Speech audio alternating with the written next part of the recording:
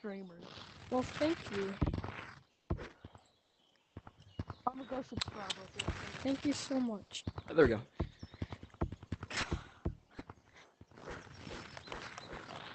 Oh, hello. I'm in Canyons. Oh, let me get my controllers. Oh, yeah.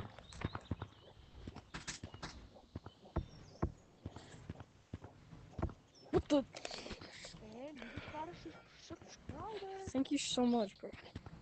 See, lately I haven't been gaining like any subscribers, and I streamed for like over 2 hours today and gained no subs,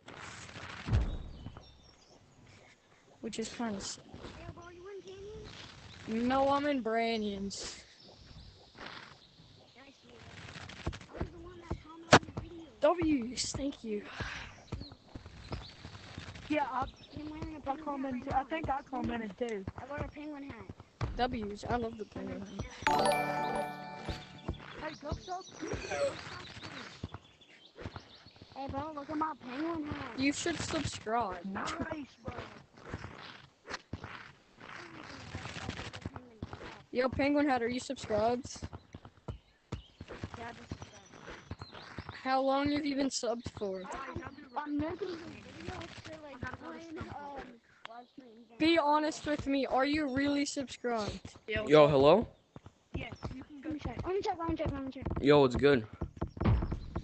Because it doesn't say you are. Bonk. Hey, W name, bro. Alright, so I lost 10 subs? Okay. You're kind of short for YouTube and live stream, so I thought might as well join. What the? There's no way I felt that twice. Dude, Dang! there's no way you made me fall for that twice. I liked your video. Thank you. Wait, you said you were what? I was just scrolling through YouTube and then I saw your stream. No! Bro, he touched the road. You got more than me. Bonk. Bro, this guy touched the road. Oh, I was gonna make it. Guys, please don't touch the road. I'm trying to do something. Oh, crap! No! Subscribe to my channel. Where you going? Goo goo gaga. Yeah. Goo goo gaga! Oh no, you don't. Uh-oh. Come my channel, Blue. Yes, I do! Yes, I do! Oh Sure. no, you don't. I'm going to. Oh, yes, I do! Wow, you're just gonna be like that to me? Then you're not a real fan. I whacked myself. No, I knew it. No, if you're just gonna say that you're gonna unsubscribe if I don't tag you, I'm not gonna tag you. Then. If you're just gonna I'm not good at tagging. I'm just joking. Just tag me. Oh, I can elevator climb. Tag me, please. I hear you behind you! I want to see a YouTuber's skills, how good they are. What are you I'm doing? not really a fan. I Hi. just got you. Staring at you. I literally spent my controls from Mars. I haven't played, I barely played today. Oh! Like, actually played today. Ow! Bro, you did not juke me, I'm sorry. I'm just Come not here! being good. Come here! I would cook you in forest, I'm sorry, but I would absolutely obliterate you in Yes, I forest. did. Come here. Come here, I'm walking up the wall. Oh, you're better than me at branching. Alright, yeah, you wanna bet on that. Yeah, I bet. Dang it. What the heck? You from a 1 minute. Alright, like, then this follow video, exactly what I do on branches, You okay? have to subscribe to my channel and comment Follow on my exactly video. what I do. But if I lose, Where are we hiding from?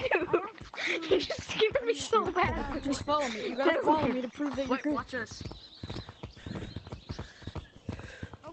you need Brr, brr, brr. I need to get Spider-Man. tagged. I need to get tagged. You can still follow me on branches. Ow! Tag Beanie Hat. What? 1v1. We Dang are. it. Hey, I'm good. What the Your tracking? muscles. Kaboom! Your There goes your tower. Watch it crumble. Ah! Fine. I'm down here. Exactly. So I don't want to 1v1 you if you're gonna. Hello, be like that. Scallywag! Bonk. The real thing. I want you to give us this pole. No. No. Actually, let me just tag him so I can think of it. Maybe I shouldn't have speed ran eating all that macaroni that I just ate. I'm gonna juke you with this. Let's go. He's I down. ate like full box of macaroni in like 5 minutes, dude. My stomach hurt so much. Ah, got I you. tagged you. No! Oh, okay. Oh, Frank. Thank you. I don't care. Nah! Get juked out of your mind. No, you come You here. didn't even press the I'm joke. Spider-Man, and I will That get wasn't you. even a right scrim because you just went the second you got tagged. Oh! Broken. That's how I know you have absolutely no game experience and you're a fake fan because you I said you're regret gonna eating so much unsubscribe. macaroni in such a short period of time. Yo, welcome to the stream.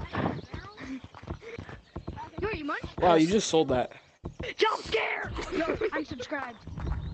Thank you. Aw. No, another player joined.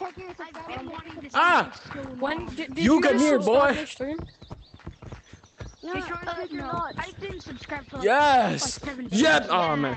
No fair, bro. Don't look at you, he's trying to take your nuts. Yeah, you said you were gonna unsubscribe, so I don't want to talk to you. Broken ankle. I was joking.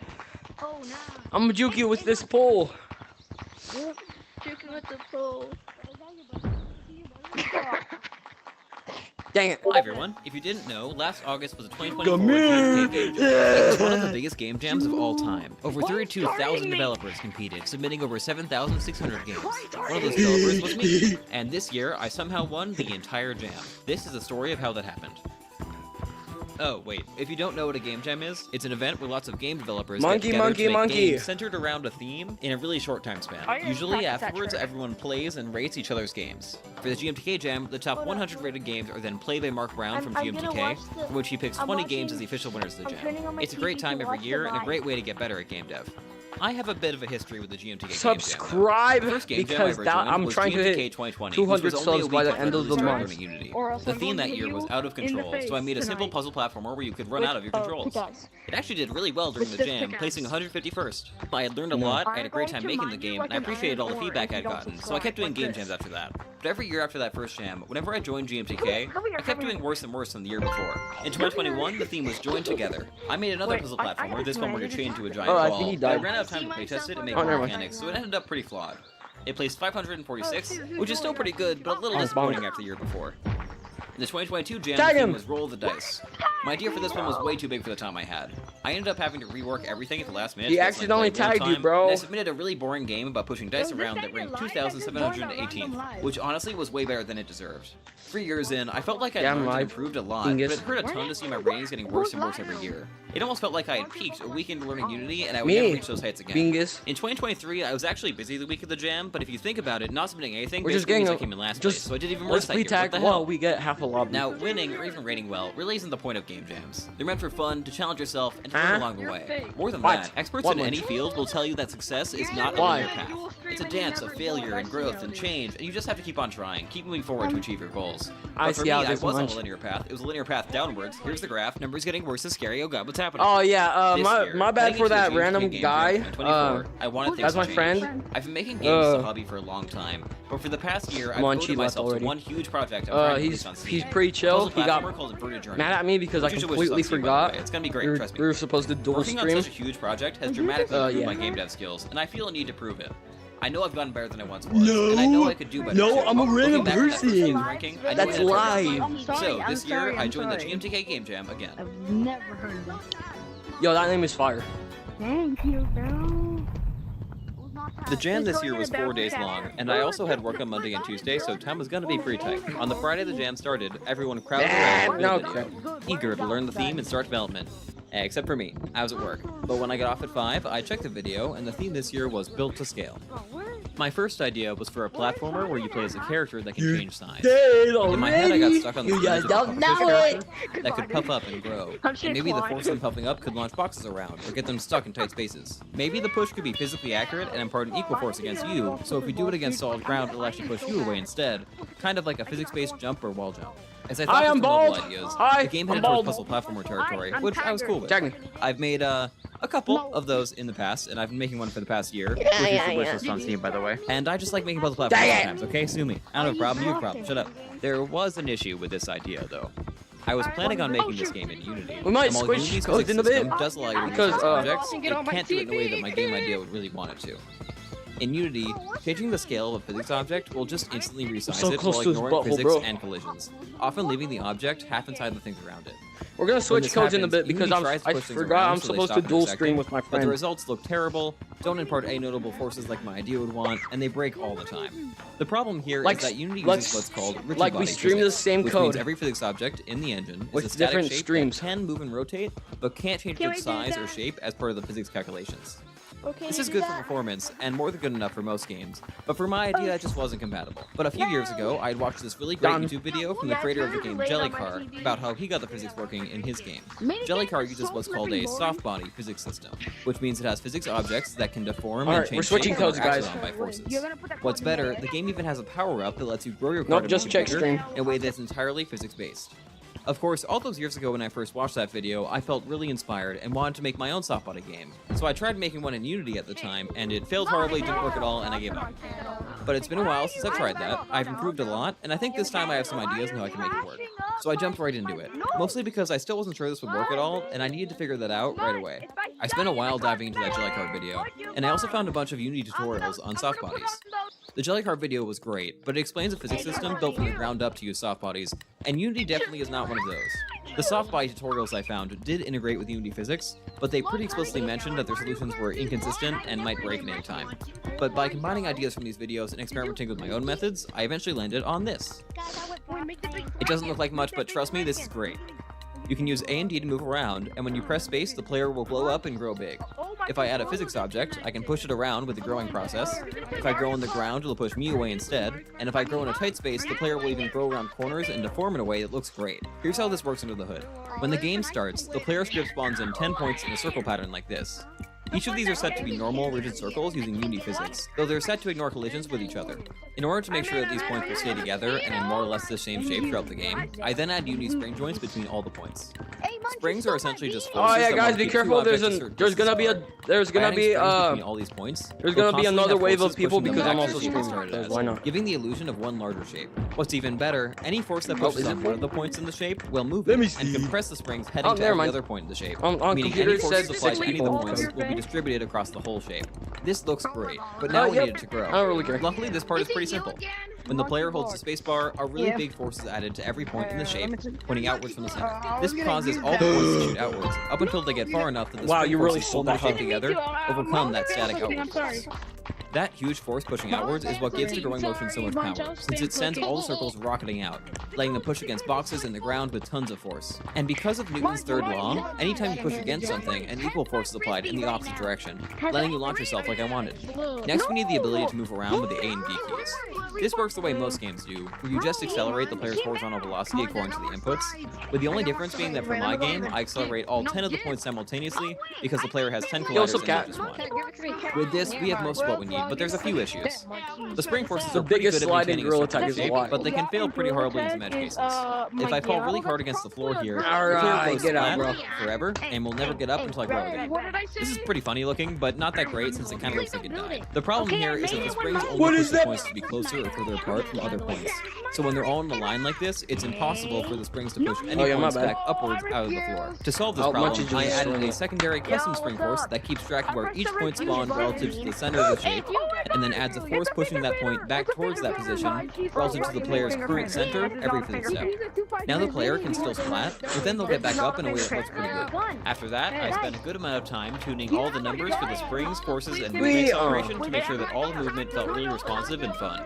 Probably my favorite change during this time was making the gravity stronger, but only when you're already moving downwards. This is a trick that a lot of platformers do to make the controls feel more responsive, and it worked really well here.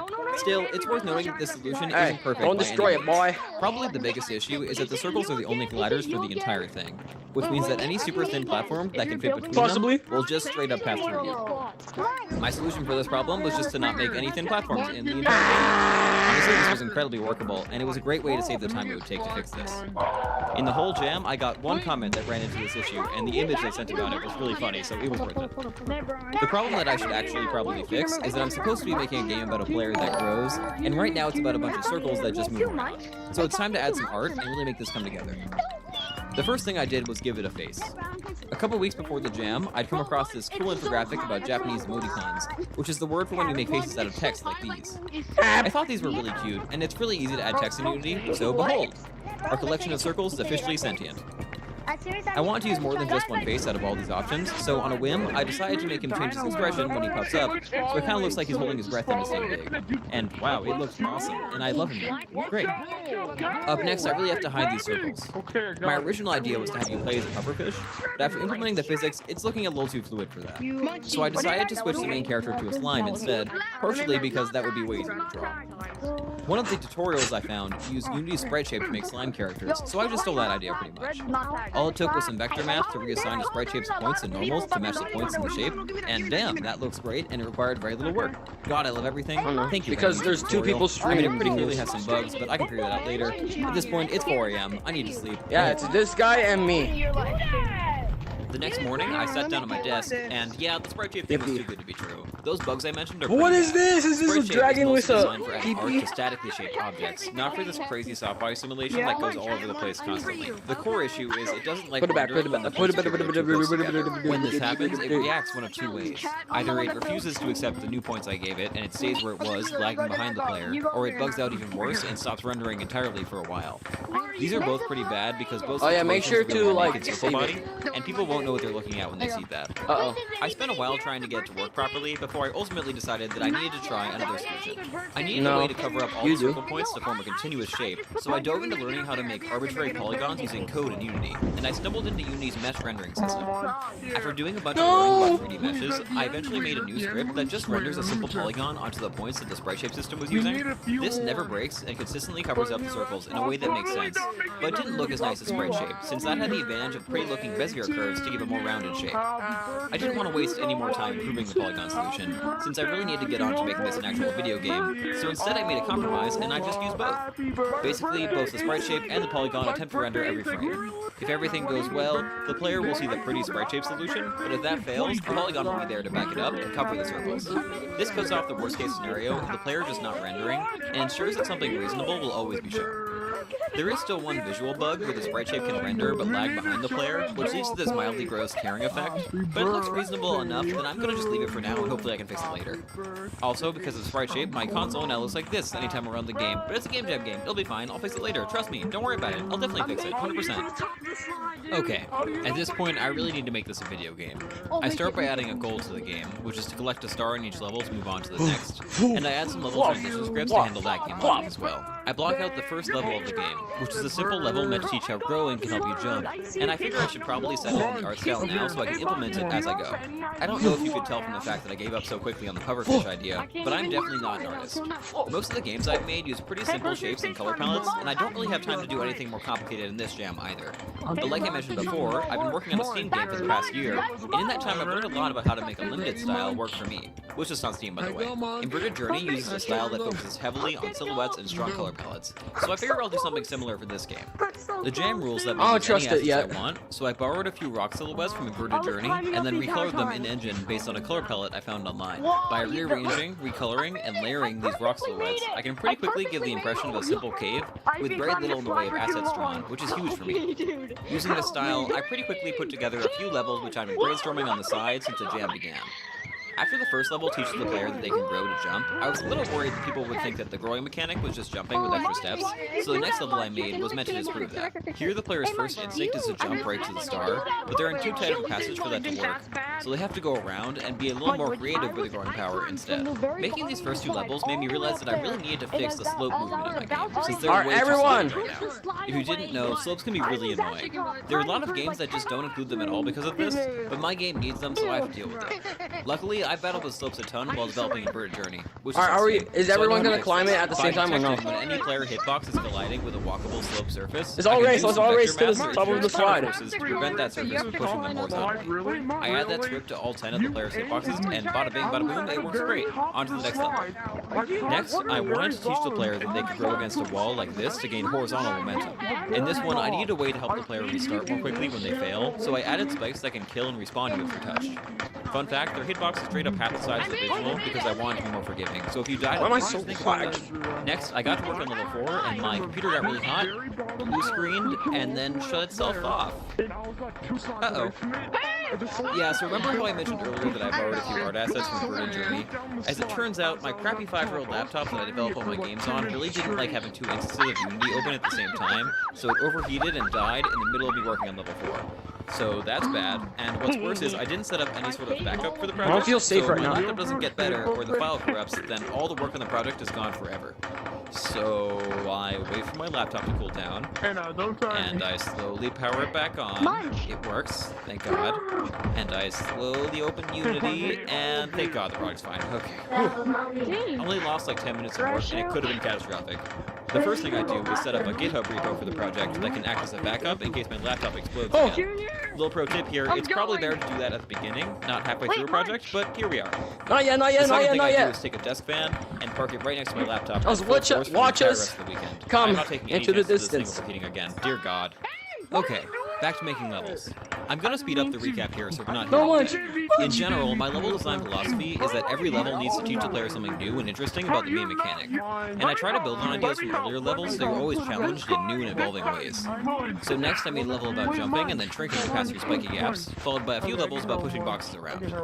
Eventually, I needed more reasons to move the box, so I added buttons you could weigh down and doors that would open when you did. Then I made a level about my favorite thing about the physics system, which is this right here. Basically, because there's a huge amount of force when you grow, if you grow in a small area, the forces pushing your hitboxes out get so high that the friction they experience in the walls gets huge and you get stuck in place. This level forces you to do that to hold down a button for a while, which I thought was neat. I also needed to add this spring mechanic to get you in the crevice in the first place, so I added a level earlier in the game to teach that mechanic as well.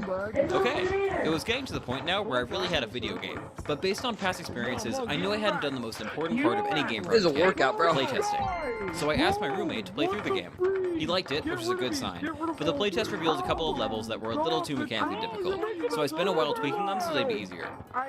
I'm making this game for a game jam, so my expected audience is people playing through it for like 10 minutes who probably play games, but may or may not be all that experienced in platformers specifically. So I aimed to make it on the easier side execution-wise. By the time I finished the tweaks, it was 2 AM, so I went to sleep.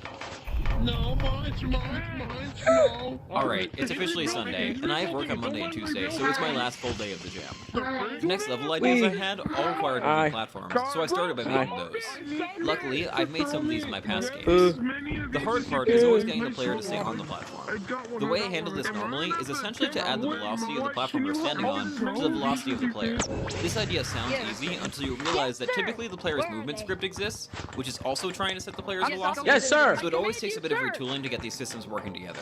And in this game, it's made more complicated by the fact that the player has 10 unique hitboxes, of which only some will ever actually be on the platform. I wasted a lot of time trying a fancy solution for this before ultimately settling on a simpler algorithm that checks the ground underneath every grounded player hitbox and then averages the speed of that ground and adds that to the player's movement. This ended up working great, and I started working on some levels to make use of it. I made a level to introduce these platforms, and then a few more to play with the concept. I may have gone a little overboard with the get yourself stuck somewhere by growing mechanic at this point, since that's a solution for like 5 levels in a row, but screw it, I like the mechanic and I can do what I want. After all that, I had another big playtest with my roommate, testing both the new levels and the tweaks I'd made to the older ones.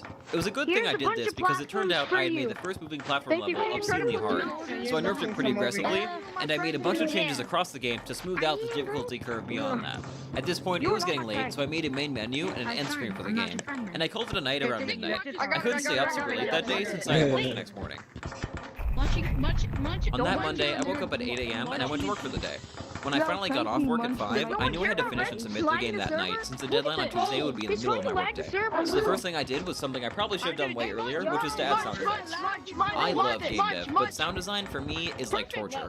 There's a lot of fields that you encounter when you're if he's just trying to, just report him. Just report him. And they quickly realize, oh yeah, people spend their entire Yeah, lives but stop mastering this placing skill, and I have that. absolutely Stop trying. no idea Stop what doing I'm doing. that. Just For me, stop. nothing is worse in that way than sound design. I have no understanding of what makes sounds good or bad or appropriate for any scenario, so the method I always end up using is just to record a billion things, and then test how every one of them feels for every action in the game and see what sticks. At one point, I got so fed up with trying to find sounds for my player that I got up and walked to the store on my block so I could buy Jello, because I had the idea that I could record myself throwing Jello at the walls of my apartment to use as the sound for the player movement. Sadly, the Target near me didn't sell any Jello, so my dreams of manically throwing Jello at my walls were quashed. This was probably a big relief for my landlord and my roommate. Anyways, here are all the sounds in the game, which ended up being a mix of sounds I already had lying around and some more that I recorded that night. Trust me. Dude, stop.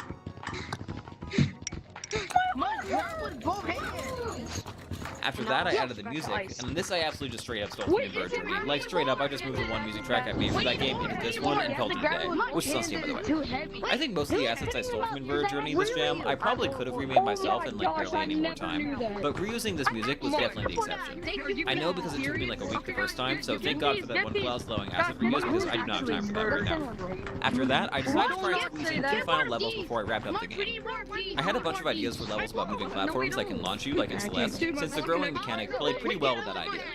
I've made sure to implement the moving platforms in a way that would allow this, so I was pretty quickly able to throw together 2 levels to introduce this mechanic, but I ran out of time to make any levels that would really use it with the growing mechanic in a deeper way. At this point, it was getting late, so I had my roommate playtest one last time, God bless that man, made a few final tweaks, and then built the game. I uploaded it to itch.io and submitted the game 12 hours before the deadline, and then immediately went to sleep because I had work in the morning. The next day, the submissions closed and the rating period started. I spent the next week or so playing and rating other people's games, and I gotta say, people went crazy this year with level of quality on display. There were a ton of cool games. I'm gonna do a quick lightning round of some of my favorites that I feel like deserve more attention, and I'll put links to them in the description. Dude Stack was an absolutely hilarious game about stacking tiki heads and exploring an island. The writing in this game is hysterical, and the vibe of the game overall is just immaculate. Huge fan. Thicket is a masterclass puzzle game about pushing vines around to make them grow and push orbs. It starts simple, but you quickly get to the point where you have vines push and grow other vines, which push and grow other vines, and it's just incredibly well done. To the Heights was a very underrated game where you have to build a tower out of puzzle parts and then platform up that tower in order to reach the top. It's really well done. Seismic Scaling is a crazy manic platformer where the level is shrinking as you try to escape it that's super entertaining. Microbot is a neat block pushing game where you can enter into the blocks that you push in order to connect circuits, which gets pretty clever. Portascale is a criminally underrated puzzle platformer where you have a portable shrink ray. This one goes really crazy in Slayer levels, big recommend. And finally, my favorite game I rated this jam was called Picture Perfect, which is an adorable game that I love. It's basically if you made a video game out of all those touristy pictures that everyone does in front of the Leaning Tower of Pisa. Oh my It's an god, incredibly bro. cool idea, the art is great, and it does the unpacking thing where you slowly realize that all the levels that you're playing are actually part of a bigger, really cute story. This game is great and I love it, you should go play it. Who wants to be the person After a week of playing and rating games, the rating period ended and the results were due to come out. As a reminder, the top 100 games are the ones that will be played by Mark Brown, of which he then picks 20 as the winners of the jam. But my real goal is to beat my personal best rating of 151st for my very first game jam. Looking back, the game I made was definitely pretty flawed. I never got around to fixing the visual bugs of the slime, which irks me a lot whenever I see it. The game's also pretty short, it doesn't really have any story, and a few of the levels are pretty finicky in ways that slip past my playtesting. Also, if you spam spacebar, this happens. I knew about this on day 2, but I left it in because it was funny. On the positive side though, the movement mechanics are pretty fun and frenetic, the sound expressions are really cute, and they got a lot of positive feedback on the level design. At the end of the day, I only had 4 days to make this game, or even less than that really, so expecting it to be perfect probably wouldn't be realistic anyways. Overall, I think I did okay. The game is probably better than most of my past jam entries, but it's kind of hard to rank something so soon after making it, because you lose all objectivity about these things within 10 seconds of making anything, so who knows? Would I reach my goal of beating my first ever jam entry? I wasn't sure, honestly. I was leaning towards probably not, because that was a pretty crazy result, and I just spent the week playing a lot of really well-made games that I'd be happy to lose to. But I was pretty happy with what I'd made. I learned a lot, and I think I'll be happy with the outcome either way. Anyways, the ratings were officially revealed on a Tuesday, the week after submissions had ended. When I got the notification, I took a peek to see what I got, and yeah, my reaction went something like this. What? Yeah, so I got 13th overall. Out of over 7,600 games made by 32,000 developers, I got 13th. I was in the top 100, my game was one of the ones in contention for winning, and somehow, even crazier than that, I ranked number 1 in enjoyment out of the entire jam, which is insane, and probably not accurate, like it just can't be. But yeah, it turned out people liked it. I want to be clear here, art is incredibly subjective. Wait, how do you do bit? How do you do bit? I have absolutely no ability to How do you do bit? judge the quality of the stuff I make because I made it, but I definitely feel like this was an insanely high result compared No, to but what how I do was you do it? expecting, and there were many games that I played and rated that could have done much better than me if things had gone another way. If you But what? submitted anything for this jam, But you've already how won do a you huge do it? victory, and I'm not just saying that. It's genuinely impossible to make anything during a game jam, Oh, and it's okay, but- incredible that anyone can finish a game in time at all. Also, you know, the point isn't really to win, it's to improve and challenge yourself, so the rating only matters so much. So I don't know how objective leave it, or bro. important the rating I got was, but given my history, it did feel pretty great. After all those years of backsliding, doing worse and worse in these jams, I was incredibly proud to do better than I ever had before. I was not washed, and my goal was achieved, which was awesome. I was also in the top 100, which meant I technically had a chance to win the whole thing. Looking through the other games in contention, I didn't really expect to win, but I was hoping I might get shown as B-roll footage or something in the reveal video, and I was looking forward to seeing who would make it. I did notice that Picture Perfect also made it to the top 100, which was incredibly hype, and I had the personal thought that if I won and they didn't, then Mark Brown officially had terrible taste. About a week later, the video detailing the 20 winners released. I settled down to watch it, and right as Mark started talking about the first game that had won, I heard something familiar. Conventional design wisdom suggests that you shouldn't use a full-on physics system to drive your platforming character. Wait a minute, that's the background music from my game. I'm about to win. And yep, I was officially one of the 20 winners of the GMTK Game Jam this year. I didn't know what to do with myself for a minute there, so I left a comment thanking him and congratulating everyone, and I watched the rest of the video. It's a good video, it's up on YouTube if you want to watch it. Notably, Picture Perfect did also win, and I was incredibly proud of them. They deserve it the most. So that's the story of how I won the GMTK Game Jam, and the biggest game jam in the history of itch.io, at least until next year's is inevitably even bigger, and a new group of people will take the title. I'm proud of the game I made, and I'm happy I got to join this jam with everyone. Looking back, while my goal was to improve over my previous year's results, I think it was learning from those older games that helped me improve and got me here now. Next year, I don't think I'm going to win again. That's just not always how the team goes. That's okay. I know I can make something I can be proud of, and I know it's all part of the process. If I had any lesson to take from this, it would be that winning really isn't the part that matters. It's the lessons you learn and the journey you take along the way. Well, that and the other lesson is you should wishlist the game Inverted Journey on Steam. It's a really cool platform you'll enjoy. Trust me on...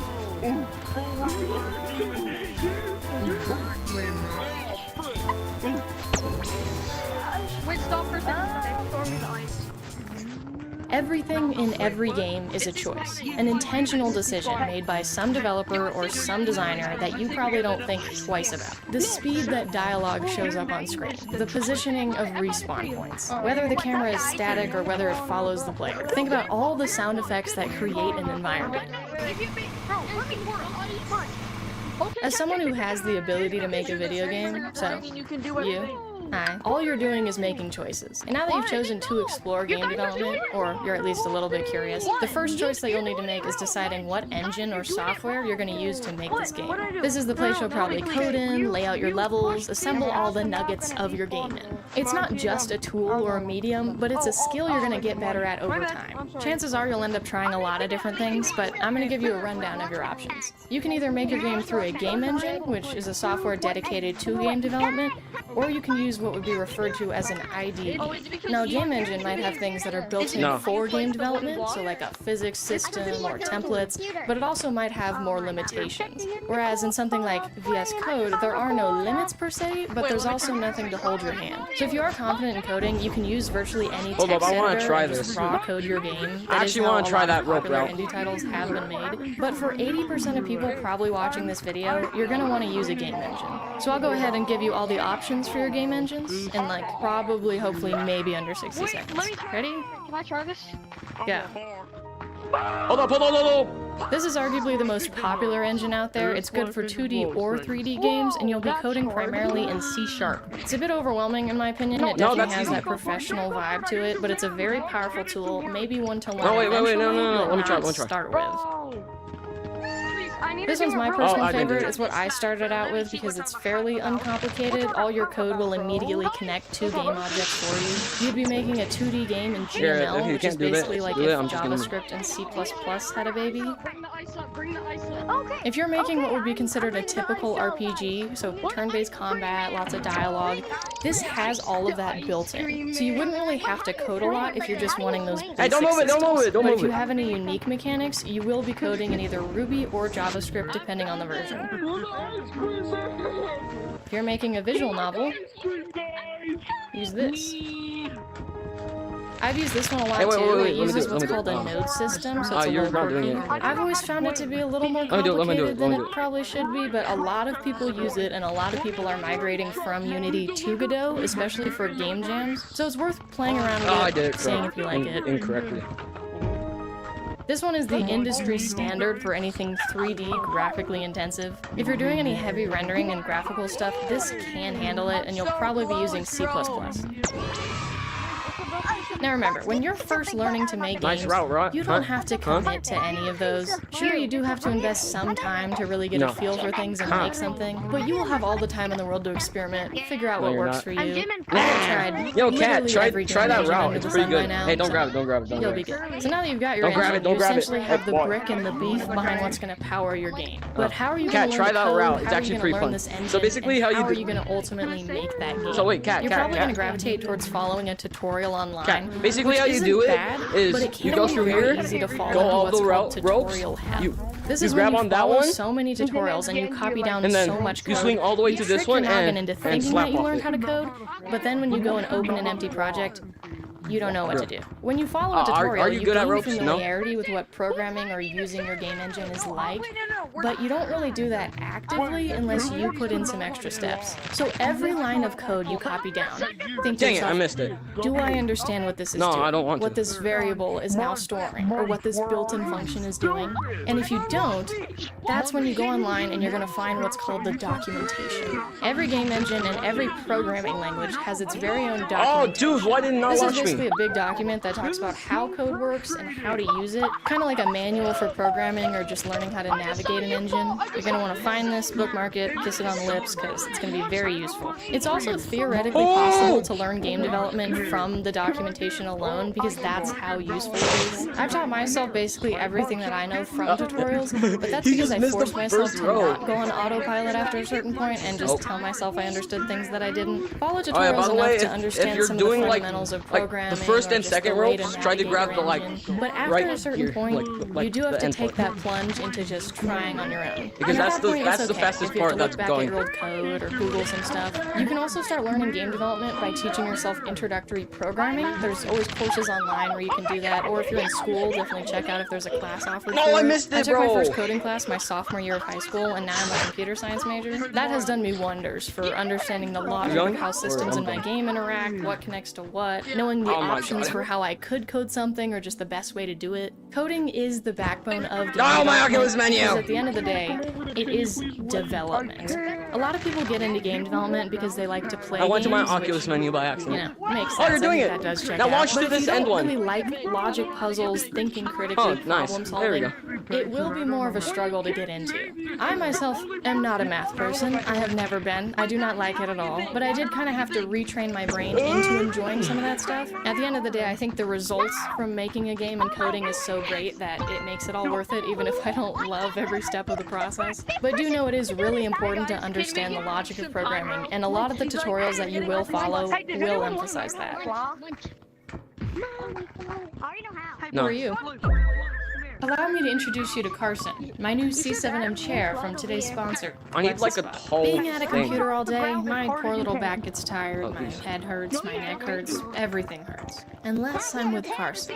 His backrest has two modes, one for relaxing and one for productivity. But either way, he has a latex padded seat that can hold 300 pounds with adaptive lumbar support and up to a 128-degree recline. His seat itself is nice and big, so someone like me, who tends to edit like a frog, can stay comfortable in any position. With my last chair, I'd always have to use an extra pillow to brace my back, but this guy's got it built in. He's also got the most adjustable headrest you've ever seen, 5 levels of backrest height adjustment, adjustable seat depth, and a lot more, so Who's anyone falling, can have a bro? personalized Who's seat. falling? I'm I'm just usually hearing pretty someone skeptical about fall. buying chairs I'm online just because they're hearing. usually built for adult men. I'm just hearing I'm that. not an adult man. I know, that's a shocker. But every part of this chair is adaptive. The armrests especially. If I don't want them, I can push them away or rotate them sideways. I genuinely love it. There's even a version of Carson out there in the wild that has a footrest. That's not Lexispa's even- C7M that's not chair even comes with a anything. 30-day return I've seen policy worse. for a risk-free trial and a 10-year warranty with direct I'm replacement gonna be for honest, any I've damaged seen parts. worse. So if your chair needs an upgrade, or maybe you're just feeling a little lonely, you too can have your Flaw? very own Carson. Flaw? I wanna Go to know how to flaw. Lexispa.com and use code 24BFC7 to save an extra $50 on the C7M chair. Come to me. Where was I? Oh yeah, if you're more of an artistic little duck like I am, the good news is that in this day and age, there are so many resources online to do it yourself, if you want to. Because let's look at the choice here fundamentally. Why choose to make your own art for your game, or why choose not to? If your goal is to develop a fun game one day, one that's on Steam, other people will play, understand that time spent learning art is time spent taken away from coding and actual development. Art is its own wormhole of a skill, and it's very rewarding. It's my favorite part of the entire process. But it is a finishing touch that's very often mistaken to be a fundamental step in the process. Art can be edited or added into a game whenever you want to, if that game exists, which means learning the engine and actually making that game should probably take priority. Especially if you're like me and you tend to get carried away by the more creative stuff, and suddenly you have an entire sprite sheet made for a game that doesn't exist yet. So when you're first learning to make games, I would strongly recommend finding free assets out there so you can focus on the actual development process and see if you like it. Most major engines out there have their own asset store where you can search by free, 2D, 3D, pixel art, and if you're following a tutorial series, most good ones will have assets linked in the description, so hopefully you don't have to put too much brain power into learning art when you're first starting out. But with that being said, if you do want to try and learn how to do art, I will point you in the right direction. When it comes to pixel art, that direction is a software called Aseprite. It does cost $20, but it is fantastic for not just pixel art, but applying game design elements to that pixel art. It's super easy to make animations and export them as sprite sheets, make symmetrical tile sets, all that stuff. I've been using it for a really long time now. I think it's fantastic. If you're looking for a free alternative, Piskel is a web-based engine that kinda does the same thing. It's a website, it's free, so it's definitely a lot more limited. But if you're just trying to see if you actually like pixel art, you can always start there. Photoshop is also used pretty commonly because all you have to do is just set up a grid. So if you already pay Adobe, the small price of your soul every month, you can just keep doing that. When it comes to non-pixel art, my understanding is that virtually any digital drawing app can be used. Procreate is a really common one on mobile, but otherwise there's GIMP and Krita on PC. If you have never done art before and you want to make art for your game, pixel art is the path of least resistance. I wouldn't say it's outright easier, I don't know if that's true, but there are a lot less things on average to worry about. Don't get me wrong, you still have to worry about proportions, perspective, stylization, composition, color theory, but with pixel art, you're usually working in smaller resolution, so it's a little less scary. You don't really have to worry about the precision of lines or shading as much. Overall, I'd say there's less of a learning curve than traditional art, but you can fight me on that if you want to. So if you do go that route, you should also check out this website called Lowspec. It's a website that's filled with color palettes specifically for pixel art. There is no reason to try and teach yourself color theory when you're first getting the basics. Having an existing palette means that you don't have to worry about color and you can focus more on shapes and lines and just the fundamentals. So on Lowspec, you can find a small palette that has just a few shades of every color, and your art will look a lot better. To this day, I only ever use existing palettes because it's just one less thing that I have to worry about. Now, I'll say the same thing about music and sound design that I said about art. You shouldn't really worry about it when you're first starting out. There's not really a reason to, but if you want to, there is this thing called going back and forth, and or sometimes just all going you have to do is just directly choose your to that. instruments, kind of click around, maybe understand a little bit of music theory. Oh, that's actually.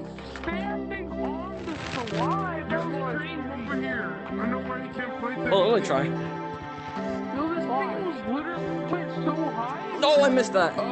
So that's Yo! LMMS is another more professional looking one out there. It's more similar to something like FL Studio, which is what the industry standard is for making actual music. But again, just like art, there's plenty of asset stores out there where you can just import music, import sounds, and you don't have to worry about it till you have to. By now, I hope you realize how much goes into making a game, and you will have to keep that information organized. Chances are that you have a description for your game written out, either in your Notes app or a Google Doc, but as that idea expands in complexity, Alright, so basically how you do the route is you hit off Microsoft OneNote to organize a good amount of my stuff. It's basically like Google Docs, but so basically how you do it, you hit off this, and then those books have chapters, and those chapters if you want have to pages. So do for it example, easily, I'd have a book for you my just game, and then in that go book, back, I'd have gain a lot of speed, go back here, and then in that and do world that, building launch chapter, over here, I'd have a page for and biomes, grab onto a this page rope. for characters. Fun fact, right now that's how I manage all my content stuff. So I have a chapter for scripts that I need to do, and then another chapter for scripts I don't really know what to do with yet. That's my and route. then in those chapters, I have pages for all the scripts individually. But anyway, that's just what I do.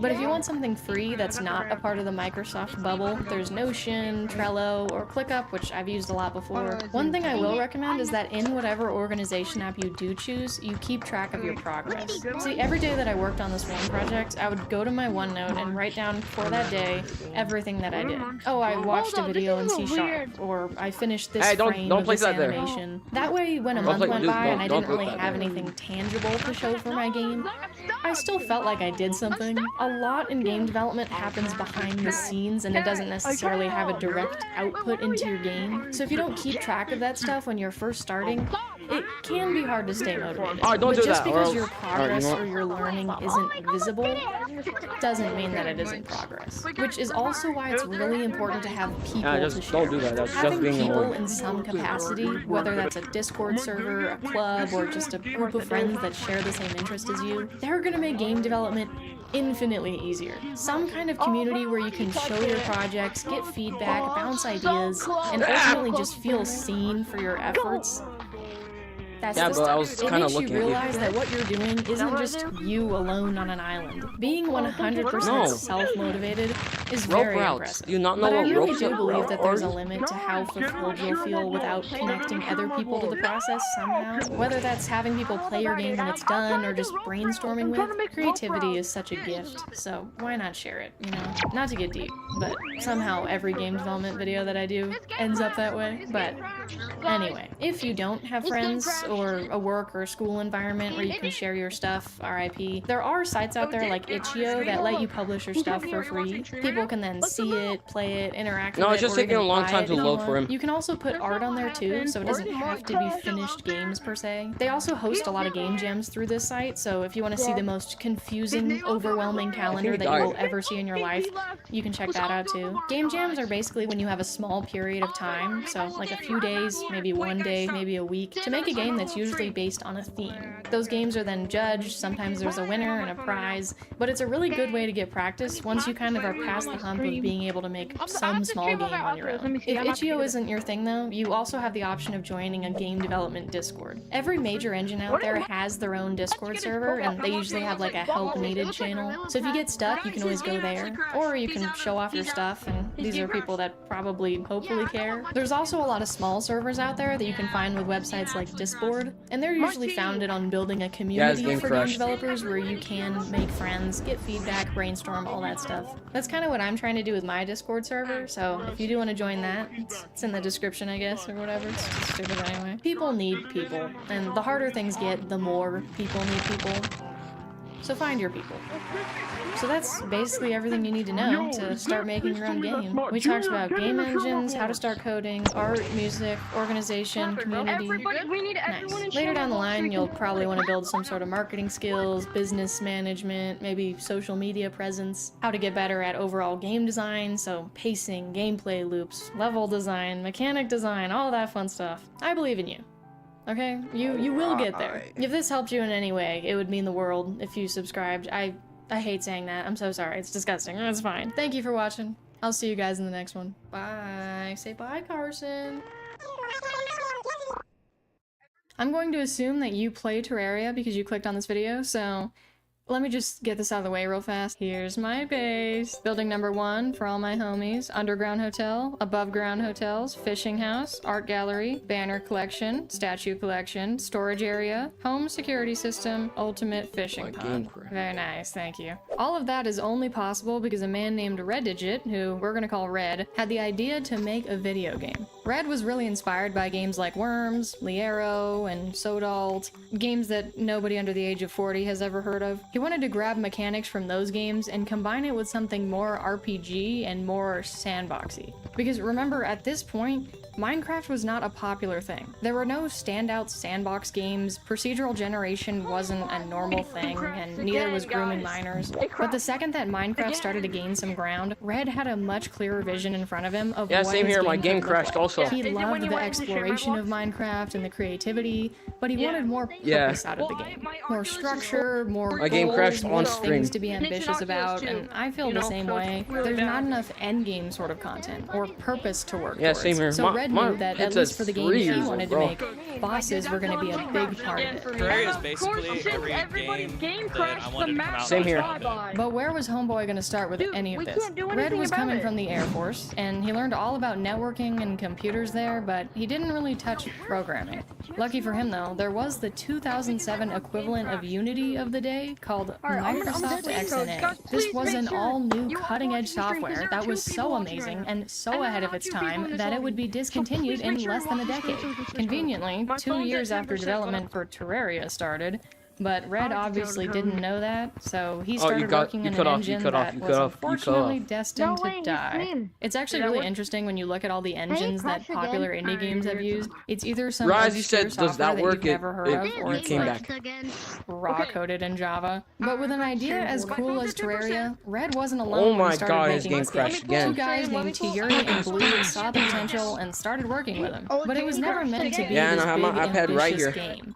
Development Yeah, started my in January of 2011, and the game came out Yeah, 6 because his months game later. crashed. A small project, nothing super grand, nothing at all that looks like what it is today. But Yeah. they sold Yeah. 50,000 Yeah, copies in the first day, I'm also and then streaming just- 200,000 in the first week. For a game that was fresh Yeah, off yeah, of I know, development for I know. such It a does that. small It did that for me period, with Munch. those are insane numbers. But it officially stopped development not even a year after its release in 2012.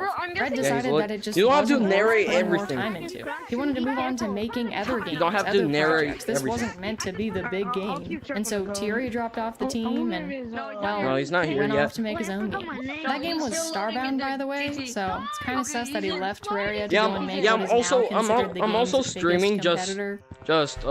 I'm a bit smaller. Anyway, I only have at this 100. point, Terraria I only was have done. 120 Red subs. Digit was Yeah, done. yeah, 7K. But the community But for we're buds, Terraria was not. The game didn't end up stopping there because Red made what is one of the best decisions I think a game developer said what? could do. He let the community help. People were losing all of their marbles for this game, no marbles left, even in its very early stages, and everyone was devastated by its abandonment. So much so that Red would go on to not only allow programmers, but artists and designers to help him revive the project.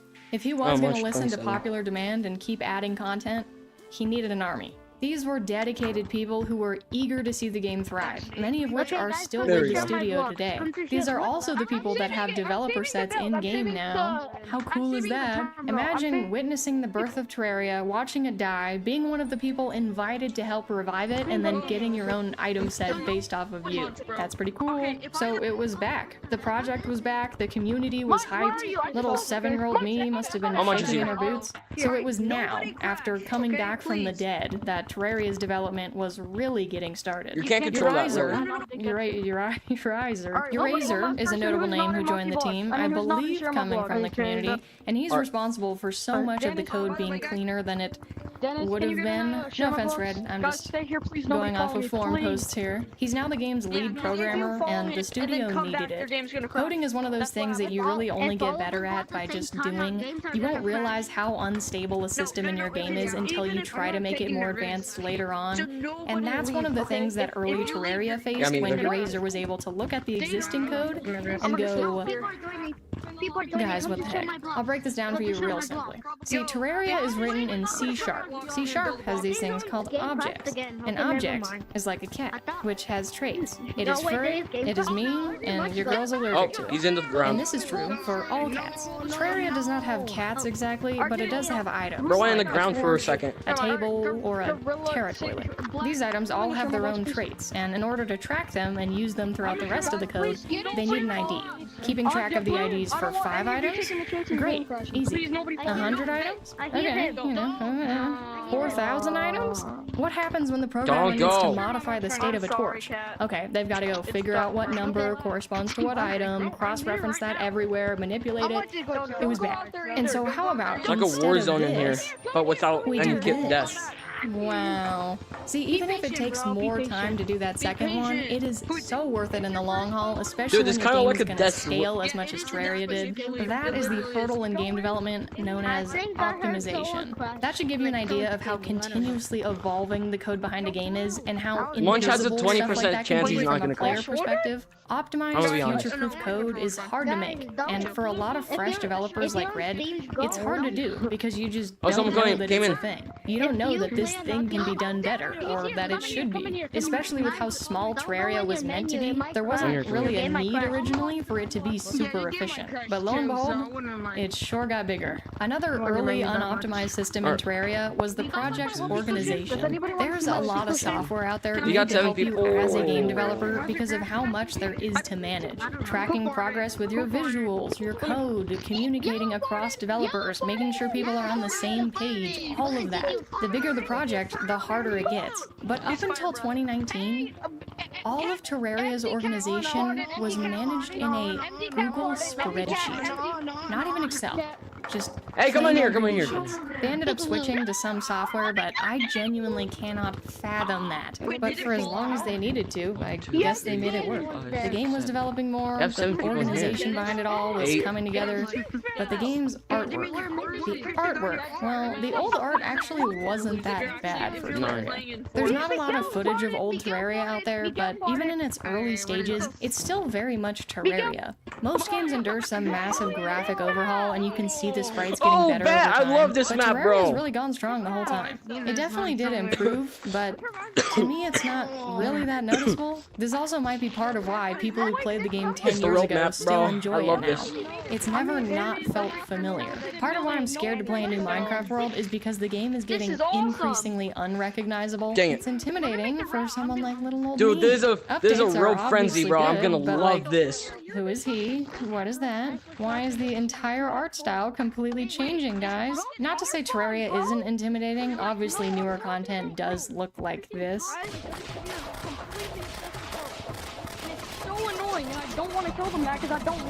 But even this art could easily mesh into the art from 10 years ago. And that's something really neat that we don't see a lot in video games that have been out for such a long time. So the art was great, but he was missing what many programmers and developers are still to this day lacking. Women. When did I say it was funny? And he soon met a fellow game enthusiast named Sanks. Sanks would go on to play not only a didn't key say role ha, in designing Terraria, but would also marry him. Allow me to narrate the story of how they met, quoted directly from Sanks. The first time I met Red, I was working at GameStop, and he had flown out to meet with his best friend who just happened to be my best friend that he had met while in the Air Force. He came in bragging about Terraria being in beta, and I was bragging about having beta access to Diablo 3. A year later, we met again and hit it off immediately. He showed me Terraria, and I didn't really get it, and didn't fully understand that he was the man behind everything that made it work. So man's got roasted and found the love of his life in a single moment. It's pretty good. But a couple that's now married with kids, having met over a love of video games. Guys, that's my jam. That's my goal. So Red's got Sanks and Eraser. We are and a bunch of other monkeys. dedicated people passionate about making Terraria something great.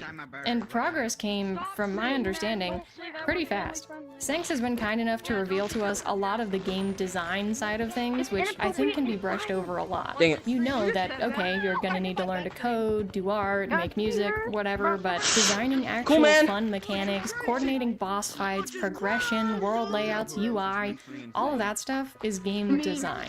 Like, for example, Terraria once had the unreleased ability to grapple to trees, which Red said was super fun, but it just turned out to be more annoying than anything because you just kind of go Tarzan on accident. There's also weapon dyes, which were two visually yucky levels, and a rain collection system that never debuted. There was even a boss named Okram that made it into the game, but it was ultimately removed because the fight just wasn't a good enough fit for the game. All of those things were implemented enough to where the art was made, they were coded in, only for the developers to realize that they just weren't what they expected them to be. And that's not bad.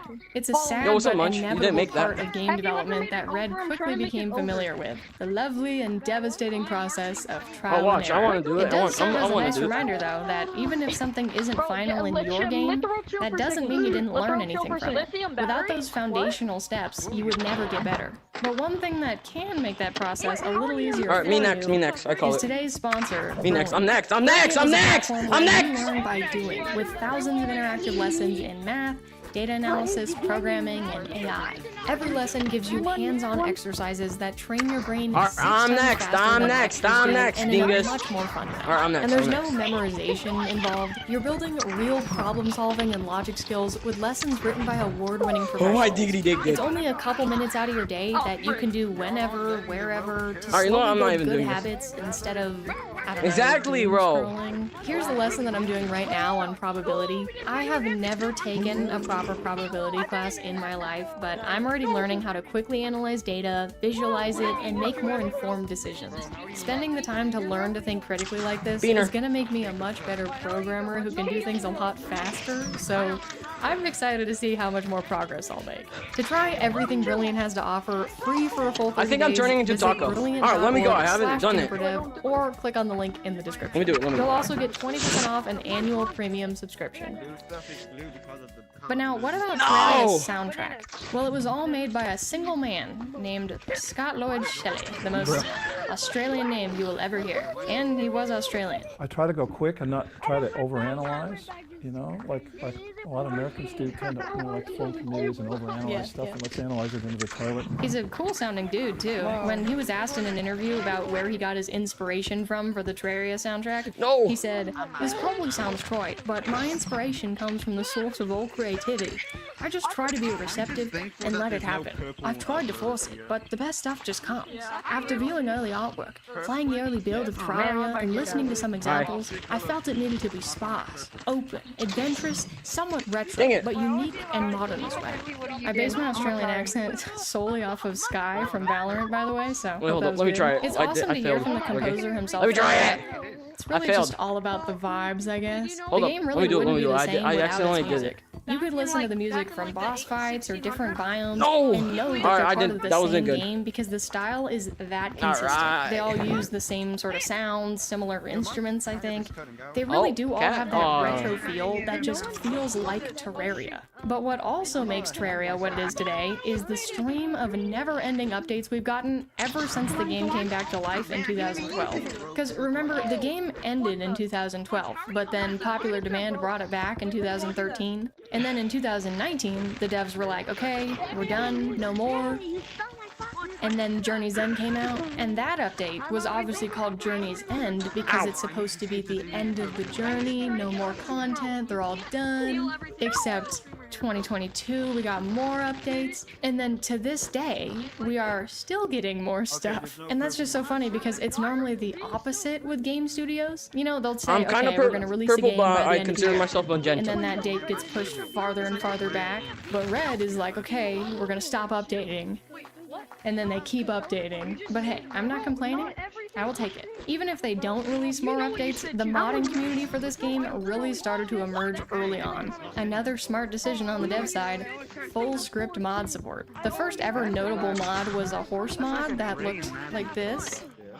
Lovely. Then Calamity was released in 2016 and has been continuously updated, and so has Thorium. Those are two of the biggest mods out there that add a ton of new stuff. It's honestly worth playing the entire game all over again just to experience those. Lots of smaller updates and integrations have also come along in recent years. It was ported to Switch, we got controller support, Ah, there was a you golf cat, you stole my update. rope. At one point, Red was asked if there was anything too goofy or immature to add that they wanted to, but Red was like, dude, just look at the items that we have in game. You got morning wood, masturbate, golden showers, you can strap dynamite to bunnies. I guess that's kind of the beauty of having your own game. You can just kind of put whatever you want in it. With the more major stuff though, like platform integration and controller support, the unoptimized code that we talked about earlier proved itself to be a challenge. But they did it, and the game is now the most accessible it's ever been. So much so that by May of 2022, Terraria had sold over 44 million copies across all platforms. That is hundreds of millions of dollars in revenue for a $10 game. And Red himself admitted that we could have charged 50 cents for the 1.3 update and made millions, and people would have been fine with it. Did you really just fail that rocket? We don't need to. Isn't that wild? They could have charged for all those updates they did over the span of over 10 years, but why would they? They said we already made enough money, and we don't even need to charge more than $10 for the game. Ted Murphy, who's the head of business, even described how it was kind of I'm not using your rope. The fans supported us along the way, which allowed us to do things in a way where we weren't charging for DLC, doing microtransactions, or any of that mess. We can keep giving content, and they keep giving us the love, support, and sales that we need to keep going as a company and developing the game. Yeah, that's why you're awesome. big. And that's a shared goal for a lot of noble indie game developers. So is it finally done? After 10 years of updates, millions of dollars in sales, and winning the Labor of Love Award on Steam? What's next? Red's certainly got plans on working on more games, but even he recognizes that after 12 years, the game still sells like hotcakes. There's so much demand that it makes it hard to move on. Well, in 2015, Relogic announced Terraria Otherworld, which was meant to be kind of a spin-off, sequel-ish thing, but they ended up canceling it in 2018 and pushing a lot of the game's content into the Journey's End update. Red did announce, though, at one point that if someone made a petition and got 100,000 signatures and $15, I'm gonna trade ropes with you, okay? You go over there, I go over here, and then let's trade. Let's just keep on trading ropes. Signatures though, because it wasn't a super popular thing. But you know, I think it's the thought that counts. That's a Chad move. I think that no matter what happens, there's still a ton to look forward to. No, I missed it. A lot of Terraria that I still have left to play. Yeah, I missed it. I have like 400, 500 hours. I obviously made that incredible base at the start of the video. You're so welcome for that. But I haven't technically beaten Terra yet, so that's probably the next thing on my to-do list. If you did enjoy it, it would mean the world Banana if you Hat. subscribed, or if you want to join the Discord server in the description. I'll see you guys in the next one. Bye. Are you good, much? Are you good? قال انفصام لها والله سميع عليم الله ولي الذين آمنوا يخرجهم من الظلمات إلى النور والذين كفروا أولياؤهم الطاغوت يخرجونهم من النور إلى الظلمات أولئك أصحاب النار هم فيها خالدون ألم تر إلى الذي حاج إبراهيم في ربه أن آتاه الله الملك إذ قال إبراهيم ربي الذي يحيي ويميت قال أنا أحيي وأميت قال إبراهيم فإن الله يأتي بالشمس من المشرق فأت بها من المغرب فبهت الذي كفر والله لا يهدي القوم الظالمين أو كالذي مر على قرية وهي خاوية على عروشها قال أنى يحيي هذه الله بعد موتها فأماته الله 100 عام ثم بعثه قال كم لبثت قال لبثت يوما قال كم لبثت قال لبثت يوما أو بعض يوم قال بل لبثت 100 عام فانظر إلى طعامك وشرابك لم يتسنه وانظر إلى حمارك ولنجعلك آية للناس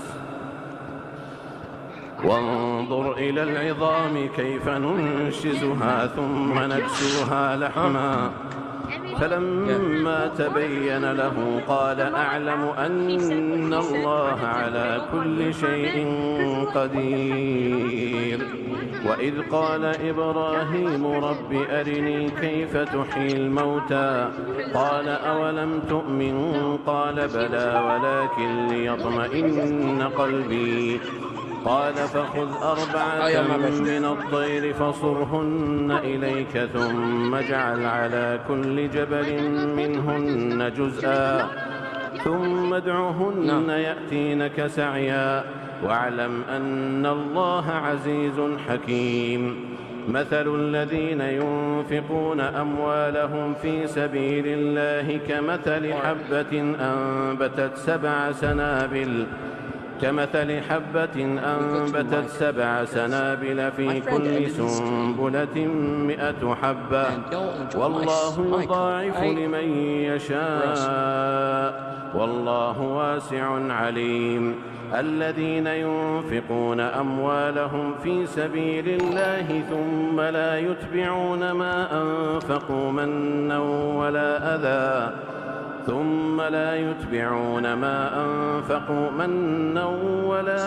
لهم أجرهم عند ربهم ولا خوف عليهم ولا هم يحزنون قول معروف ومغفرة خير من صدقة يتبعها أذى والله غني حليم يا أيها الذين آمنوا لا تبطلوا صدقاتكم بالمن والأذى كالذي ينفق ماله رئاء الناس ولا يؤمن بالله واليوم الآخر فمثله كمثل صفوان عليه تراب فأصابه وابل فتركه صلدا لا يقدرون على شيء مما كسبوا والله لا يهدي القوم الكافرين ومثل الذين ينفقون أموالهم ابتغاء مرضات الله وتثبيتا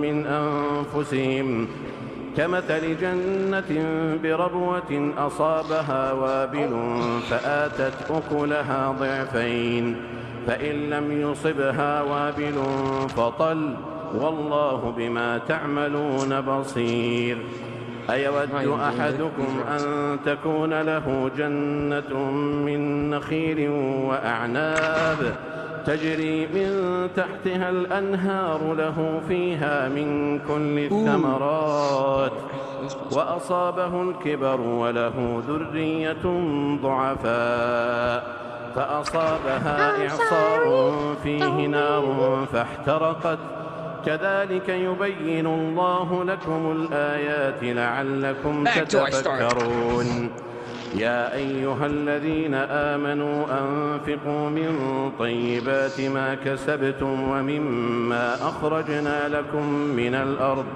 ولا تيمموا الخبيث منه تنفقون ولستم بآخذيه إلا أن تغمضوا فيه واعلموا أن الله غني حميد الشيطان يعدكم الفقر ويأمركم بالفحشاء والله يعدكم مغفرة منه وفضلا والله واسع عليم يؤتي الحكمة من يشاء ومن يؤت الحكمة فقد أوتي خيرا كثيرا وما يذكر إلا أولو الألباب وما أنفقتم من نفقة أو نذرتم من نذر فإن الله يعلمه وما للظالمين من أنصار إن تبدوا الصدقات فنعما هي وإن تخفوها وتؤتوها الفقراء فهو خير لكم ويكفر عنكم من سيئاتكم والله بما تعملون خبير ليس عليك هداهم ولكن الله يهدي من يشاء وما تنفقوا من خير فلأنفسكم وما تنفقون إلا ابتغاء وجه الله وما تنفقوا من خير يوفى إليكم وأنتم لا تظلمون للفقراء الذين أحصروا في سبيل الله لا يستطيعون ضربا في الأرض يحسبهم الجاهل أغنياء من التعفف تعرفهم بسيماهم لا يسألون الناس إلحافا وما تنفقوا من خير فإن الله به عليم الذين ينفقون أموالهم بالليل والنهار سرا وعلانية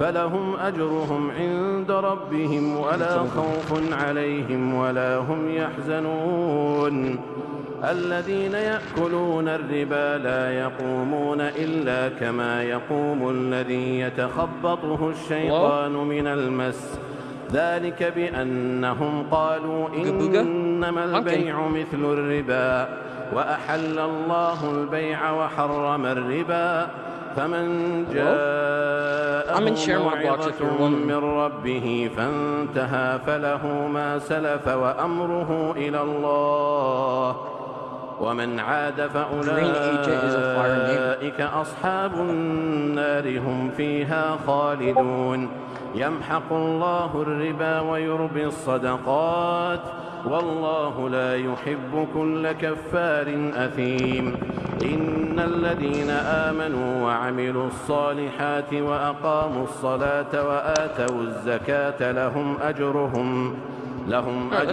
عند ربهم ولا خوف عليهم ولا هم يحزنون يا أيها الذين آمنوا اتقوا الله وذروا ما بقي من الربا إن كنتم مؤمنين فإن لم تفعلوا فأذنوا بحرب من الله ورسوله وإن تبتم فلكم رؤوس أموالكم لا تظلمون ولا تظلمون وإن كان ذو عسرة فنظرة إلى ميسرة وأن تصدقوا خير لكم إن كنتم تعلمون واتقوا يوما ترجعون فيه إلى الله ثم توفى كل نفس ما كسبت وهم لا يظلمون يا أيها الذين آمنوا إذا تداينتم بدين إلى أجل مسمى فاكتبوه وليكتب بينكم كاتب بالعدل ولا يأب كاتب أن يكتب كما علمه الله فليكتب وليملل الذي عليه الحق وليتق الله ربه ولا يبخس منه شيئا فإن كان الذي عليه الحق سفيها أو ضعيفا أو لا يستطيع أن يمل هو فليملل وليه بالعدل واستشهدوا شهيدين من رجالكم فإن لم يكونا رجلين فرجل وامرأتان ممن ترضون من الشهداء أن تضل إحداهما فتذكر إحداهما الأخرى ولا يأبى الشهداء إذا ما دعوا ولا تسأموا أن تكتبوه صغيرا أو كبيرا إلى أجله ذلكم أقسط عند الله وأقوم للشهادة وأدنى ألا ترتابوا إلا أن تكون تجارة حاضرة تديرونها بينكم فليس عليكم جناح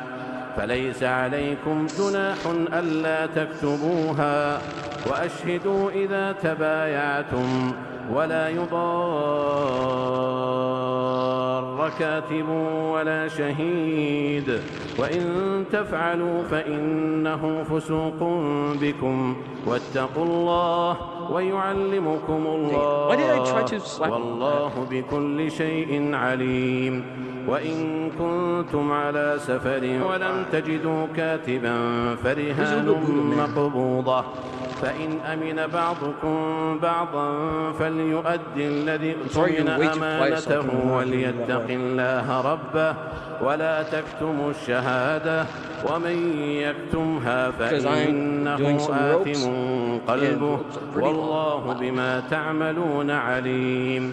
لله ما في السماوات وما في الأرض وإن تبدوا ما في أنفسكم أو تخفوه يحاسبكم به الله فيغفر لمن يشاء ويعذب من يشاء والله على كل شيء قدير. آمن الرسول بما أنزل إليه من ربه والمؤمنون كل آمن بالله وملائكته وكتبه ورسله لا نفرق بين أحد من رسله وقالوا سمعنا وأطعنا غفرانك ربنا وإليك المصير.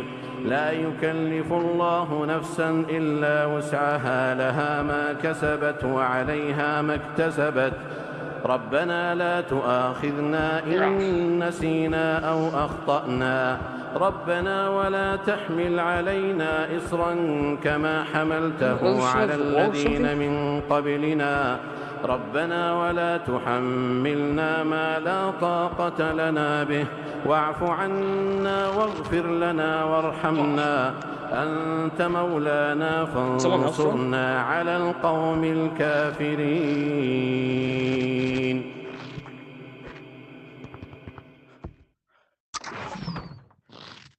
ألف لام ميم ذلك الكتاب لا ريب فيه هدى للمتقين الذين يؤمنون بالغيب ويقيمون الصلاة ومما رزقناهم ينفقون والذين يؤمنون بما أنزل إليك وما أنزل من قبلك وبالآخرة هم يوقنون أولئك على هدى من ربهم وأولئك هم المفلحون. إن الذين كفروا سواء عليهم أأنذرتهم أم لم تنذرهم لا يؤمنون ختم الله على قلوبهم وعلى سمعهم وعلى أبصارهم غشاوة ولهم عذاب عظيم. ومن الناس من يقول آمنا بالله وباليوم الآخر وما هم بمؤمنين يخادعون الله والذين آمنوا وما يخدعون إلا أنفسهم وما يشعرون في قلوبهم مرض فزادهم الله مرضا ولهم عذاب أليم بما كانوا يكذبون. وإذا قيل لهم لا تفسدوا في الأرض قالوا إنما نحن مصلحون ألا إنهم هم المفسدون ولكن لا يشعرون. وإذا قيل لهم آمنوا كما آمن الناس قالوا أنؤمن كما آمن السفهاء ألا إنهم هم السفهاء ولكن لا يعلمون. وإذا لقوا الذين آمنوا قالوا آمنا وإذا خلوا إلى شياطينهم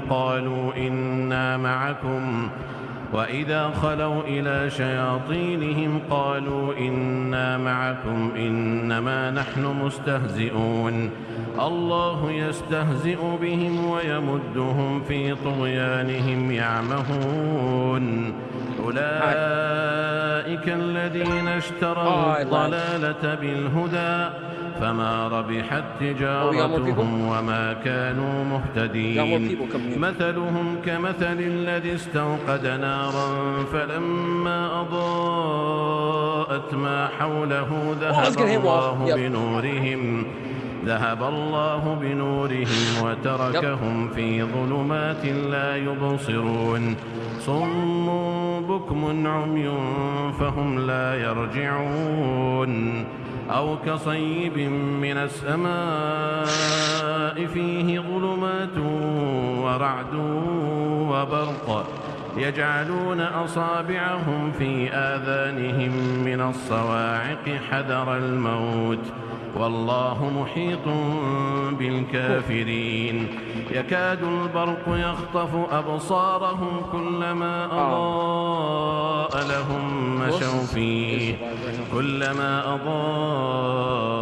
لهم مشوا فيه وإذا أظلم عليهم قاموا ولو شاء الله لذهب بسمعهم وأبصارهم إن الله على كل شيء قدير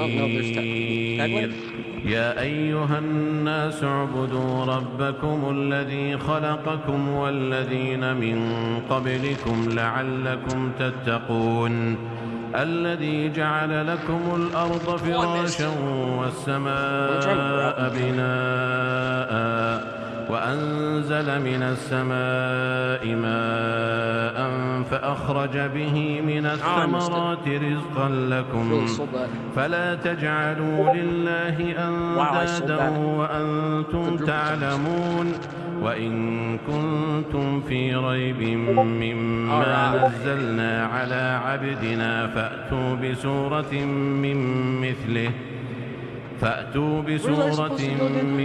مثله وادعوا شهداءكم من دون الله إن كنتم صادقين فإن لم تفعلوا ولن تفعلوا فاتقوا النار التي وقودها الناس والحجارة أعدت للكافرين وبشر الذين آمنوا وعملوا الصالحات أن لهم جنات تجري من تحتها الأنهار كلما رزقوا منها من ثمرة رزقا قالوا هذا الذي رزقنا من قبل وأتوا به متشابها ولهم فيها أزواج مطهرة وهم فيها خالدون إن الله لا يستحيي أن يضرب مثلا ما بعوضة فما فوقها فأما الذين آمنوا فيعلمون أنه الحق من ربهم وأما الذين كفروا فيقولون ماذا أراد الله بهذا مثلا يضل به كثيرا ويهدي به كثيرا وما يضل به إلا الفاسقين الذين ينقضون عهد الله من بعد ميثاقه ويقطعون ما أمر الله به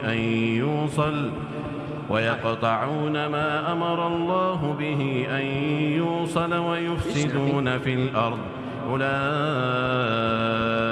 هم الخاسرون كيف تكفرون بالله وكنتم أمواتا فأحياكم ثم يميتكم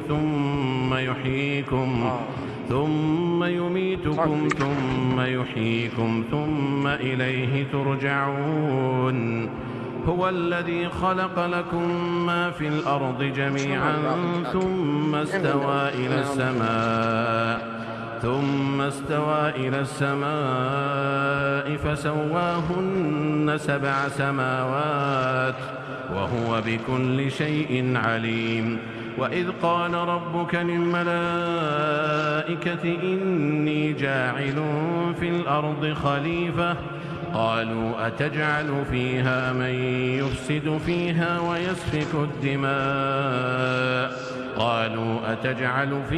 من يفسد فيها ويسفك الدماء ونحن نسبح بحمدك ونقدس لك قال إني أعلم ما لا تعلمون وعلم آدم الأسماء كلها ثم عرضهم على الملائكة فقال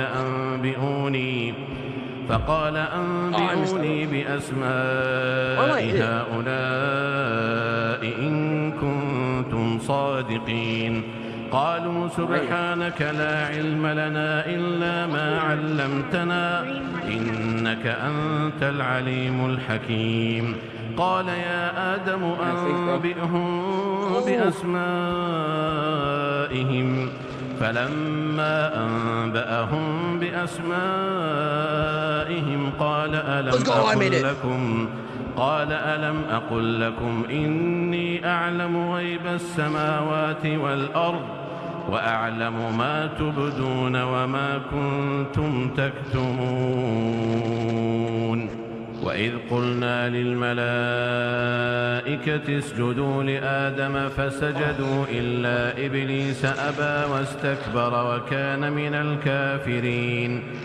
وقلنا يا آدم اسكن أنت وزوجك الجنة وكلا منها رغدا حيث شئتما ولا تقربا هذه الشجرة فتكونا من الظالمين. فأزلهما الشيطان عنها فأخرجهما مما كانا فيه وقلنا اهبطوا بعضكم لبعض عدو ولكم في الأرض مستقر ومتاع إلى حين. فتلقى آدم من ربه كلمات فتاب عليه إنه هو التواب الرحيم. قلنا اهبطوا منها جميعا فإما يأتينكم مني هدى فمن تبع هداي فلا خوف عليهم ولا هم يحزنون. والذين كفروا وكذبوا بآياتنا أولئك أصحاب النار هم فيها خالدون.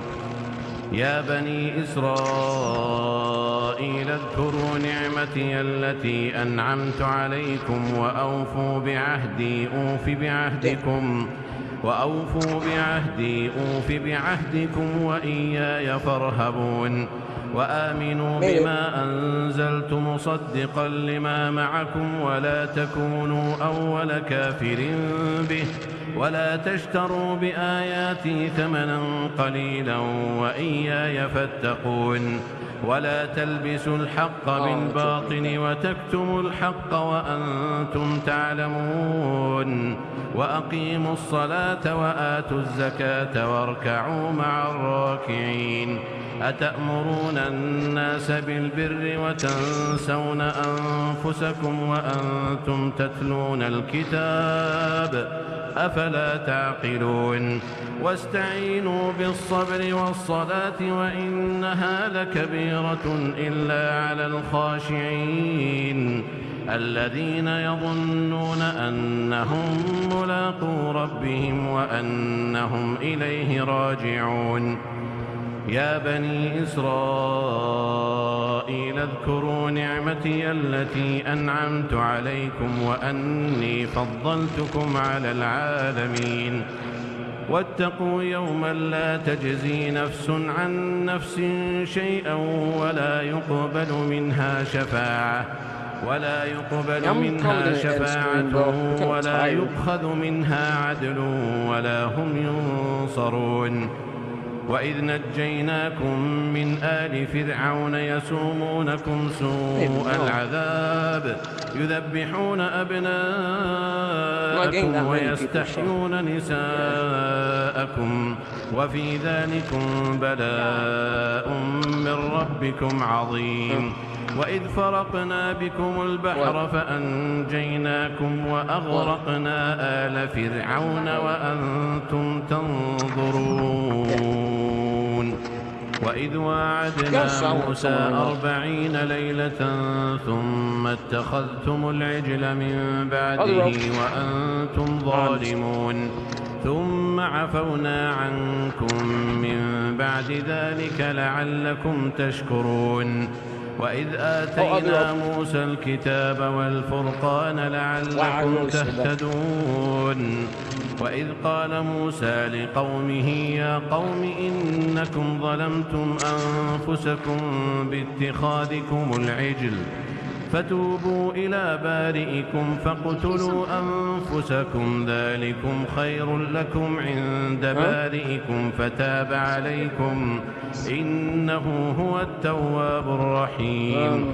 وإذ قلتم يا موسى لن نؤمن لك حتى نرى الله جهرة فأخذتكم الصاعقة وأنتم تنظرون ثم بعثناكم من بعد موتكم لعلكم تشكرون وظللنا عليكم الغمام وأنزلنا عليكم المن والسلوى كلوا من طيبات ما رزقناكم وما ظلمونا ولكن كانوا أنفسهم يظلمون. وإذ قلنا ادخلوا هذه القرية فكلوا منها حيث شئتم رغدا وادخلوا الباب سجدا وقولوا حطة نغفر لكم خطاياكم وسنزيد المحسنين. فبدل الذين ظلموا قولا غير الذي قيل لهم فأنزلنا على الذين ظلموا رجزا من السماء بما كانوا يفسقون. وإذ استسقى موسى لقومه فقلنا اضرب بعصاك الحجر فانفجرت منه 12 عينا قد علم كل أناس مشربهم كلوا واشربوا من رزق الله ولا تعثوا في الأرض مفسدين. وإذ قلتم يا موسى لن نصبر على طعام واحد فادع لنا ربك يخرج لنا مما تنبت الأرض من بقلها وقثائها وفومها وعدسها وبصلها قال أتستبدلون الذي هو أدنى بالذي هو خير اهبطوا مصرا فإن لكم ما سألتم وضربت عليهم الذلة والمسكنة وباءوا بغضب من الله ذلك بأنهم كانوا يكفرون بآيات الله ويقتلون النبيين بغير الحق ذلك بما عصوا وكانوا يعتدون. إن الذين آمنوا والذين هادوا والنصارى والصابئين من آمن بالله واليوم الآخر وعمل صالحا فلهم أجرهم عند ربهم ولا خوف عليهم ولا هم يحزنون. وإذ أخذنا ميثاقكم ورفعنا فوقكم الطور خذوا ما آتيناكم بقوة واذكروا ما فيه لعلكم تتقون. ثم توليتم من بعد ذلك فلولا فضل الله عليكم ورحمته لكنتم من الخاسرين. ولقد علمتم الذين اعتدوا منكم في السبت فقلنا لهم كونوا قردة خاسئين فجعلناها نكالا لما بين يديها وما خلفها وموعظة للمتقين. وإذ قال موسى لقومه إن الله يأمركم أن تذبحوا بقرة قالوا أتتخذنا هزوا قال أعوذ بالله أن أكون من الجاهلين. قالوا ادع لنا ربك يبين لنا ما هي قال إنه يقول إنها بقرة لا فارض ولا بكر عوان بين ذلك فافعلوا ما تؤمرون. قالوا ادع لنا ربك يبين لنا ما لونها قال إنه يقول إنها بقرة صفراء فاقع لونها تسر الناظرين.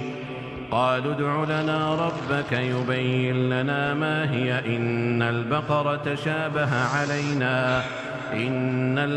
تشابه علينا وإنا إن شاء الله لمهتدون.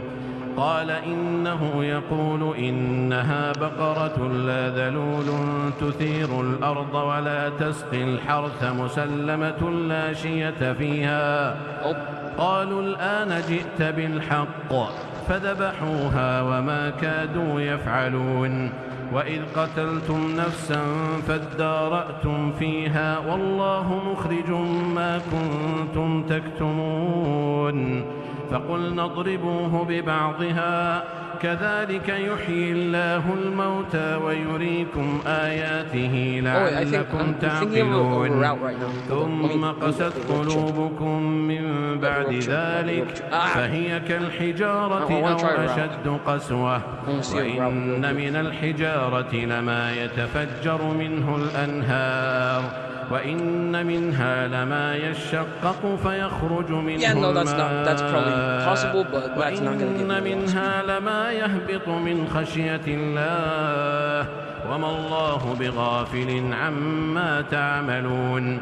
أفتطمعون أن يؤمنوا لكم وقد كان فريق منهم يسمعون كلام الله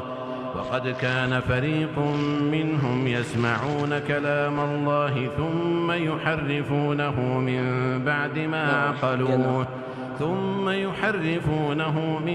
بعد ما عقلوه وهم يعلمون. وإذا لقوا الذين آمنوا قالوا آمنا وإذا خلا بعضهم إلى بعض قالوا أتحدثونهم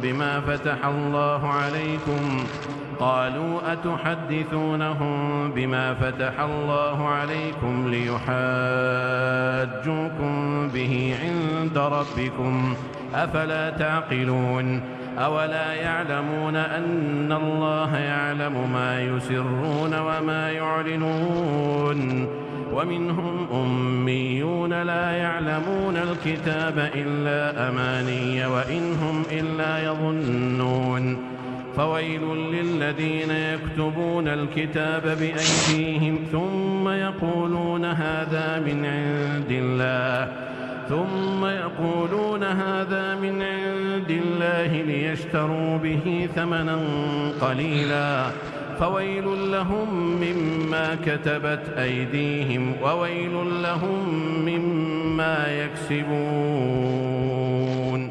وقالوا لن تمسنا النار إلا أياما معدودة قل أتخذتم عند الله عهدا فلن يخلف الله عهده أم تقولون على الله ما لا تعلمون. بلى من كسب سيئة وأحاطت به خطيئته فأولئك أصحاب النار هم فيها خالدون. والذين آمنوا وعملوا الصالحات أولئك أصحاب الجنة هم فيها خالدون. وإذ أخذنا ميثاق بني إسرائيل لا تعبدون إلا الله وبالوالدين إحسانا وذي القربى واليتامى والمساكين وقولوا للناس حسنا وأقيموا الصلاة وآتوا الزكاة ثم توليتم إلا قليلا منكم وأنتم معرضون. وإذ أخذنا ميثاقكم لا تسفكون دماءكم ولا تخرجون أنفسكم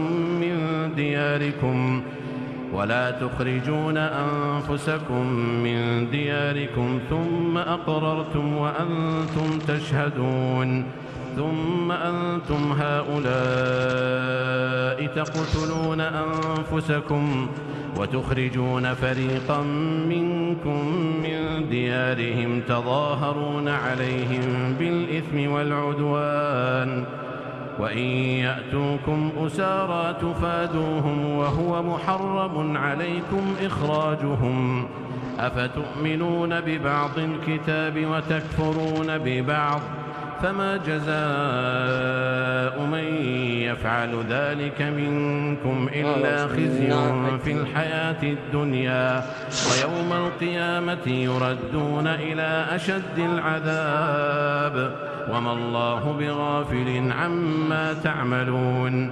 أولئك الذين اشتروا الحياة الدنيا بالآخرة فلا يخفف عنهم العذاب ولا هم ينصرون ولقد آتينا موسى الكتاب وقفينا من بعده بالرسل وآتينا عيسى ابن مريم البينات وأيدناه بروح القدس أفكلما جاءكم رسول بما لا تهوى أنفسكم استكبرتم ففريقا كذبتم وفريقا تقتلون وقالوا قلوبنا غلف بل لعنهم الله بكفرهم فقليلا ما يؤمنون ولما جاءهم كتاب من عند الله مصدق لما معهم وكانوا من قبل يستفتحون على الذين كفروا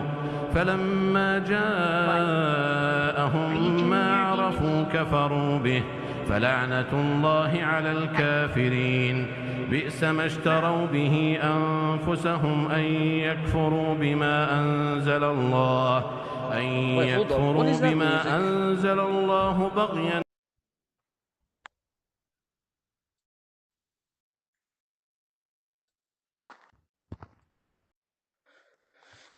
Yo, I had my friend's stream open. Yo, guys. Dude. I just checked my stream, and it turns out I had my friend's stream open. He ended it.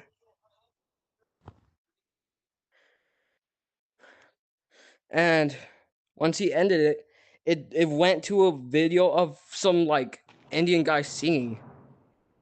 And then why is shit going? Yo, are you doing the live stream? Yeah, I am the live person. We're gonna end stream though. It's still going. Yeah, I'm sorry, bro, but I'm gonna end stream in a bit. Alright, I'm gonna end stream.